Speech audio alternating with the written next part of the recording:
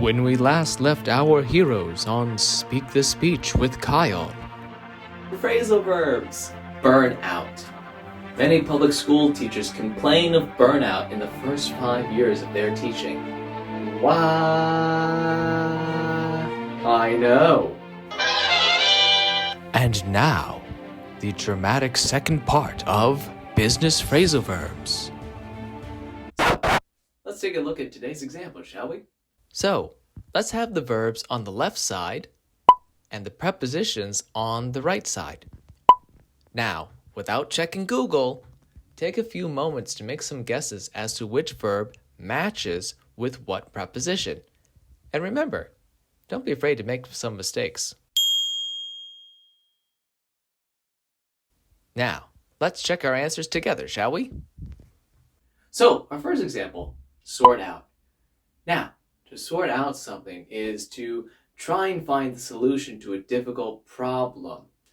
Now, you can kind of think of it like a puzzle. You got to separate, sort out all the pieces and put them in the correct order in order to solve the problem and see the bigger picture, right? So, for example, there were many problems with the budget, and Lewis had to sort them all out, one at a time. Sorry, Lewis. Now, a similar phrasal verb is figure out. It's pretty much almost the same thing as to sort out. You're also trying to find the answer to a difficult problem or a situation. For example, before Kyle started his peanut butter company, he had to figure out the best way to advertise his products to his customers. Number 3, give up. Now, give up is used in a few different ways. Now, there's give up, like I give up, like I don't want to keep doing this thing anymore. I quit. It's too difficult. And there's also to give up, like to sacrifice something. Like I'm going to give my free time so that we can work on this project together. So usually time, maybe money. For example, Kyle had to give up his free time this week in order to study for his teaching exam. All right, our next one is actually a 3-word phrasal verb. Yes, sometimes there's a 3-word phrasal verb. It's get along with. Now, to get along with is like how to make friends with people. How do I talk to my coworkers?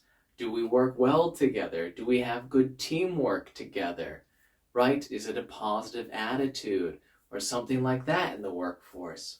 For example, I think work is easier when you can get along with people on your team. Oh, that's nice. Now, our next one, very important one, is show up. Now, to show up, it's pretty much like this picture, right? You want to come to work or the meeting or the appointment or whatever it is on time. For example, so sorry I showed up today for my shift. My car's engine wouldn't start. And now our last one for today, come across. This is an interesting one.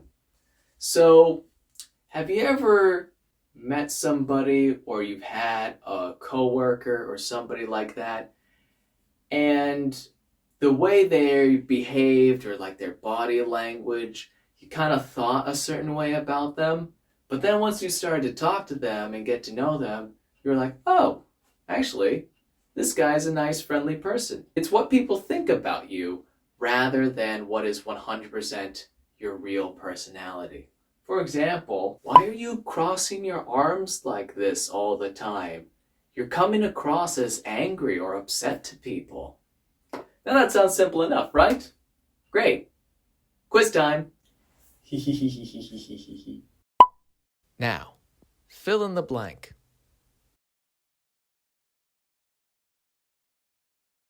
Great job, everyone. So those are more examples of phrasal verbs that we can use in a business situation.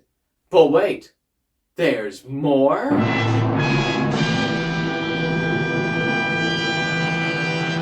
Yes, a lot more. So please be sure to stay tuned either here on YouTube or on Instagram for the next part in this series. Also, if you like what we do or have suggestions for different topics, leave us a comment or send us a message. And remember, everyone, English is crazy.